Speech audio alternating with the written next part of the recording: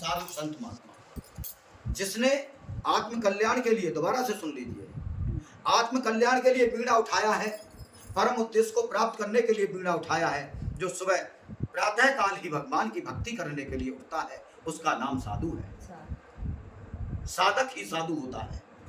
लेकिन साधु सज्जन तो होता ही है, लेकिन वो साधु भी होता है। सज्जन कोई जरूरी नहीं कि वो साधु ही हो, सज्जन कोई जरूरी नहीं कि उसके अंदर आत्म कल्याण की तीव्र इच्छाएं हो, ये कोई गारंटी नहीं है।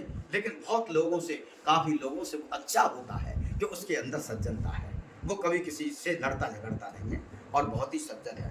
अब लंबे समय तक लगातार साधना करते करते, लंबे समय तक लगातार साधु के रूप में रहते रहते, साधना करते करते, उससे जो हमको इकट्ठा होता है, उस तत्व का नाम है संतत्व।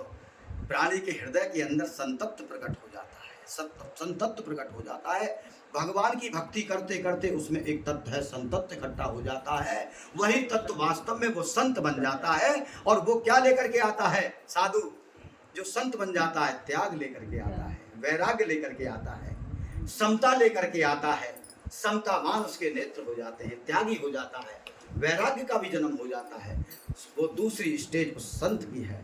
अब लगातार लंबे समय तक संतत्व इकट्ठा होते होते होते होते, भगवान की भक्ति का रूप इकट्ठा होते होते, एक दिन वह महात्मा हो जाता है। और महात्मा, समझ लो उसकी आत्मा बिल्कुल महान हो गई, सभी वासनाओं से मुक्त हो गई।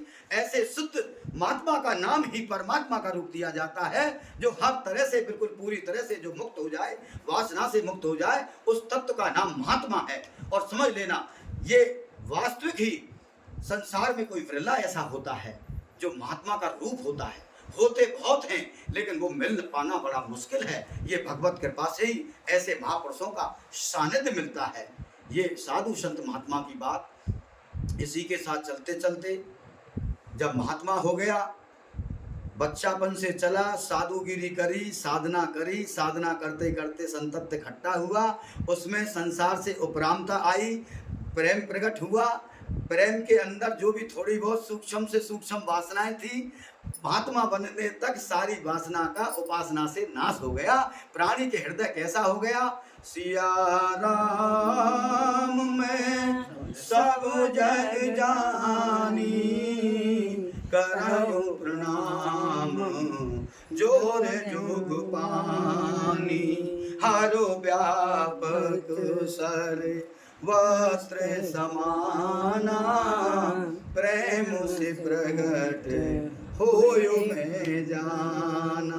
वो करमैती बाई को वो प्रेम प्रकट हुआ, सहजो बाई को वो प्रेम प्रकट हुआ, ध्रुव जी महाराज को वो प्रेम प्रकट हुआ, संत हरिदास जी को वो प्रेम प्रकट हुआ, रविदास जी को वो प्रेम प्रकट हुआ, और भक्त प्रहलाद जी को, धन्ना भगत को कृषि का कार्य करते करते प्रेम प्रकट हुआ, सदन कसाई को मांस तोलते तोलते, मांस का काम करते करते वो प्रेम प्रकट हुआ।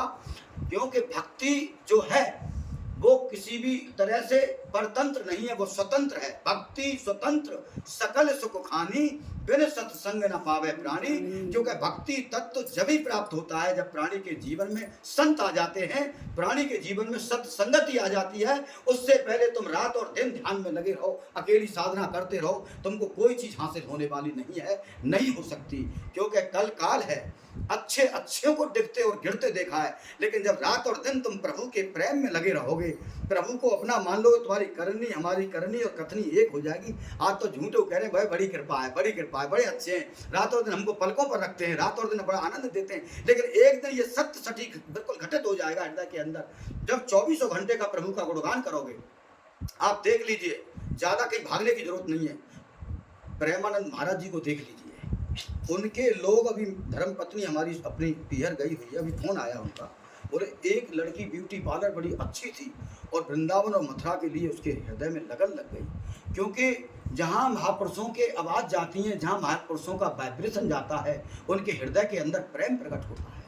वही प्रेम जो किसी समय पर मीराबाई को हुआ था, वही प्रेम जो विशुद्ध प्रेम है, जिस प्रेम के अंदर वासना की गंध भी नहीं है, लेकिन वो किससे दूर होता है? वो प्रभु का गुणगान करने से, प्रभु का नाम जप करने से और आर्त भाव से, दीन भाव से अपनी भूल को मिटाने के लिए प्रायश्चित कर करके आंसू बहाने से वो प्रेम प्रकट होता है।